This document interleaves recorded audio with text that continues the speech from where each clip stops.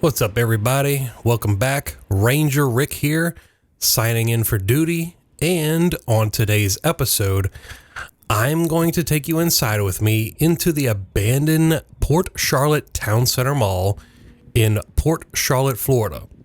So here we go. I decided to do this video in my Dirt and Grime series because it kind of gives me a chance to talk to my viewers, one-on-one, almost like a podcast. And it's up to you, the viewer, to start any conversation you wish down in the comment section below. Now, this is going to be a weird one because this is going to be more of a scouting video more than an exploring video. Kinda. Hear me out. So I went here to Port Charlotte probably about a year ago, and I strolled across this mall, and it was on my list of abandoned places. And when I pulled up, I was like, oh, damn, there's workers all around this place. What am I going to do? They were outside and on the inside. But I was like, I got to get some footage of this place. And I don't know when I'm going to get another chance to film here. So I was like, what do I do? Should I go inside with my real camera, walk around, with this big bulky ass thing? Or should I go undercover with my cell phone? So, of course, I choose my cell phone because, I didn't want to get kicked out by the workers because, workers, they're going to ask you, what the hell are you doing here? Well, I mean, I just don't want to tell them like I'm here just exploring the place. I'm an urban explorer on YouTube, and they will probably look at me like I'm crazy. So I didn't want to have anything to do with that. So I just brought my cell phone. So, I pulled on the doors. All the doors were closed except this one particular door on the right-hand side of an active restaurant on the outside. I was like, oh my God, there's an open door here. I got to go inside. So I just walked in like I owned the place, and I thought to myself, I can't believe this was open. Today must be my lucky day, because it was the mall's first day. Believe it or not, this is crazy. This is the mall's first day of abandonment, according to a local news article that I found online. I couldn't believe it. I was like, I'm the first one here, and it's abandoned. It's the first day. Must be my lucky day. So I was like, oh, I'm taking this chance. I'm going inside. And when I walked inside, you can tell all the other stores on the inside were abandoned because there was stuff left behind on the inside and kind of some stuff scattered on the outside too. And just pretty much everything left behind. So I'm figuring like slowly but surely all the retail workers were gathering their things left inside the stores and getting, just ready to pull out. But the mall was closed to the public. Now, they did have carpenters on the inside, and as you'll see as we walk around, they have sculptures on the inside. Well, they were putting plastic bags on top of these sculptures for whatever reason. And they also had carpenters on the inside working inside for whatever reason. I have no idea what they were getting ready to do with this mall. I don't think they were going to demo it. I could be wrong. It's been a year. Please sound off in the comments. If anybody is from Port Charlotte, Florida, please fill us in on the comments. Another thing I found that was weird. I looked online. Now get this. I looked online on Google Maps. And it said Port Charlotte Town Center Mall is still in business. So I was like a little bit perplexed. I was like, this can't be, because a year ago when I was here, it seems like the comment section where you would type your Google reviews and stuff like that were just cut off. So I was like, okay, well, this mall's clearly abandoned. But I'll pull it up again today when I go ahead and do this episode, and it seems like the mall is back in business.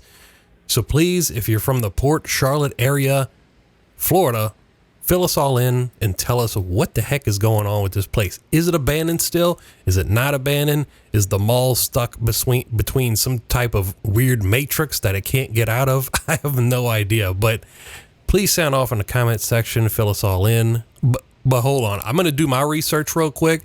So talk amongst yourselves. I'll be right back in a little bit, and I'll let you know what I can gather up. But for right now, I got to play my mid-roll ad because this is how I get paid.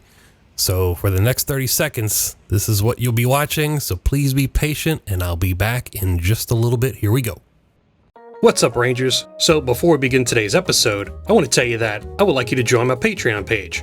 Go to www.patreon.com/RangerRickTV, and by your pledge of $2 a month, you'll receive a simple thank you by me in the Tier 1 package. For $5 a month in the Tier 2 package, I'll feature your name in the ending credits in each video, plus a simple thank you as well. If you do not wish to pledge, that's okay. Thanks anyway. Now enjoy the show. Okay, so for those of you who don't know, I just started my Patreon page, and Patreon is an alternative way for me to make money besides of YouTube. You know what I'm saying? Because a lot of people think, yeah, us YouTubers, we make money on YouTube, which we do, and the money can be good. But what a lot of people don't realize is that what goes on behind the scenes. Almost every bit of money that I make goes right back into the business. Half of the money I don't even see because the government takes it. You know what I mean? Just like everyone else. And the rest goes on food, gas, and other travel expenses. And I don't want to miss any meals. I hate missing meals. I eat breakfast, I eat lunch, and dinner. And that's how it is. That's the way it's going to be.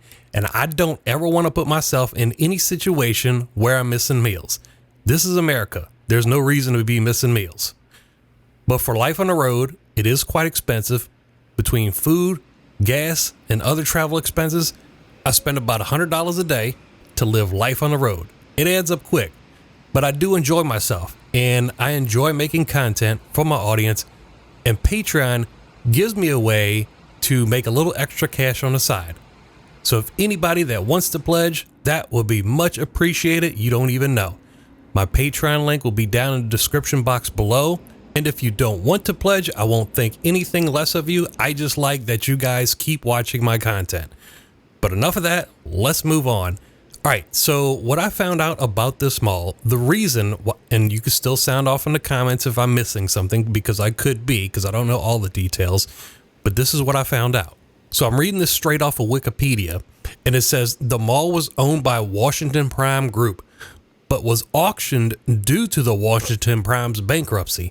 And Washington Prime's creditors were the winning bidder. It also says, as of July 2022, and I filmed it like a year after this, it says the mall continues operations as normal following the bankruptcy auction on September 28, 2022. The Beals was damaged by Hurricane Ian, along with DSW and Dillard's.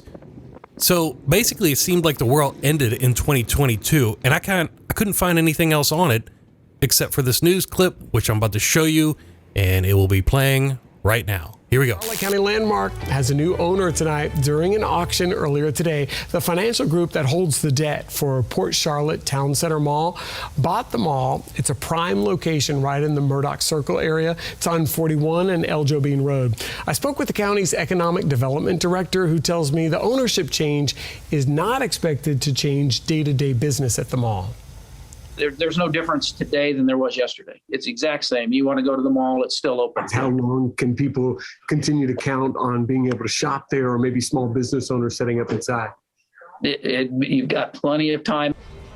He tells me that plenty of time is because developers will need plenty of time to figure out what to do with the property. One idea would be to offer housing along with shopping at the mall itself. He says the county rezoned the property to allow for that, so I had to ask what that would do to traffic there. More density might be coming there. The traffic's already so heavy. What would you say to folks who go, I don't think we need to build that up. We need to kind of spread out, or, maybe divert some of this intense development to another part of the county? I think you're hitting on an excellent point, an absolutely excellent point. And that's why we did the mixed use zoning ordinance, for exactly the reason you're talking about. With a mixed use, they can stay in their community and not have to get in a car.